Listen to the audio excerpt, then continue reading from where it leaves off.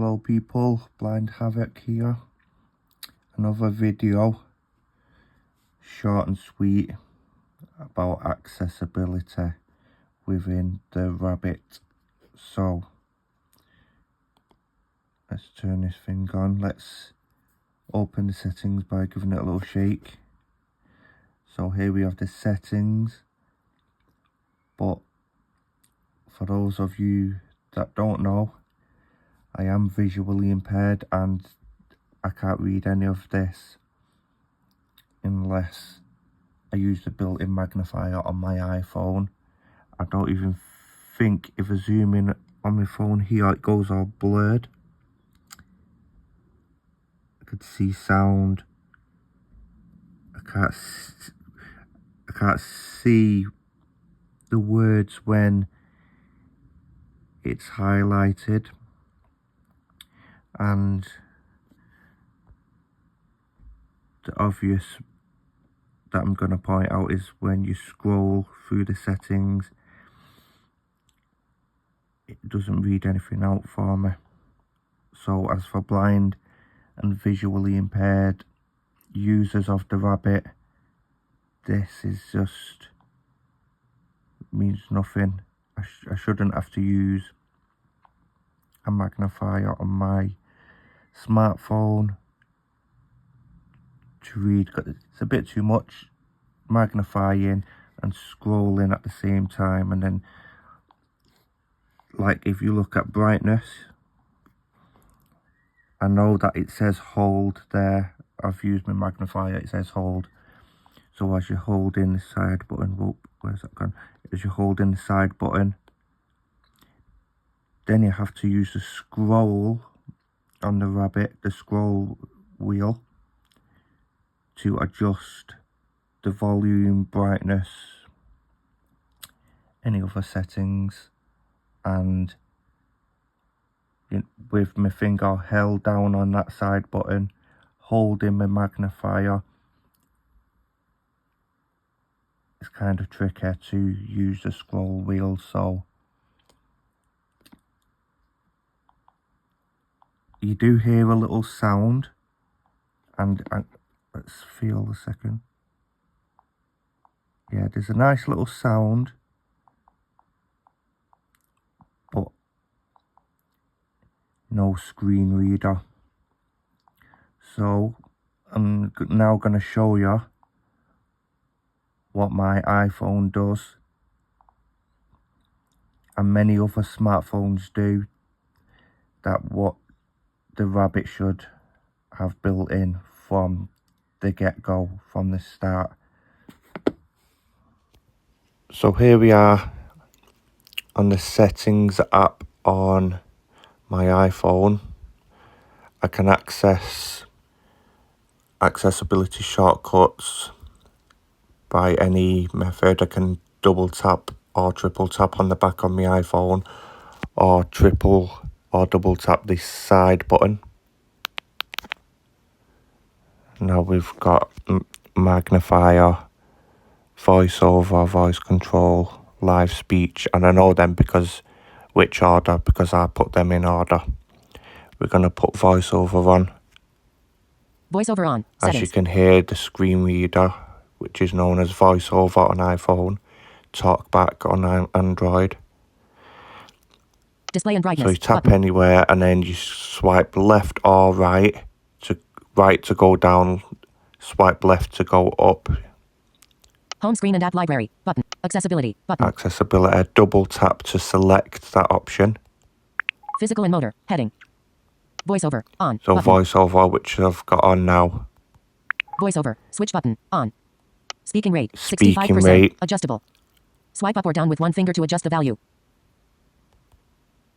67, 86%, 89, 99%, 98, 90, 89%, 87%, 89%.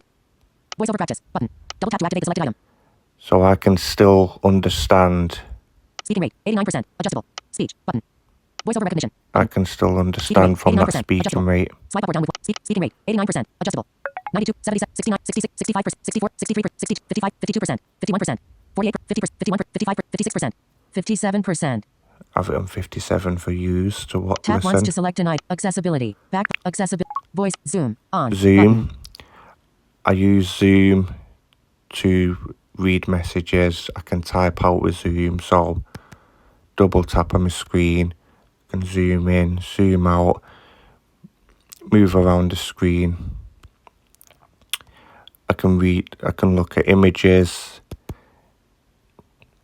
Display and anything text on the size. screen Button. really.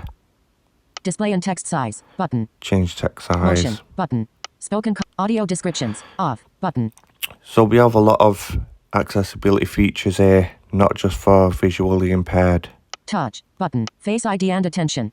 Voice control. Off. Button. Rows 10 to Hearing control center. Button. Hearing controls. Sound recognition. Audio and visual. So Button. we've got for people who are hard of hearing, we've got Apple TV cognitive, remote. we've got Live speech. On. Rows 15. Personal voice. Button. Speech. Heading. General. Heading. Rows 15 to 26 of other rows 3 learning to 17 of difficulties. 26. There's a large range of accessibility options that I think should be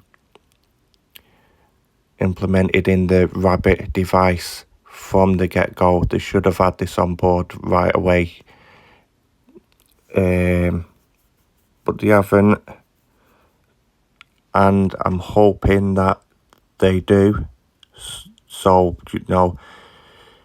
please share this video, or if you can get a hold of rabbit.tech, as as many people get hold of the Rabbit, those with other disabilities, the better, because I do have high hopes for this device.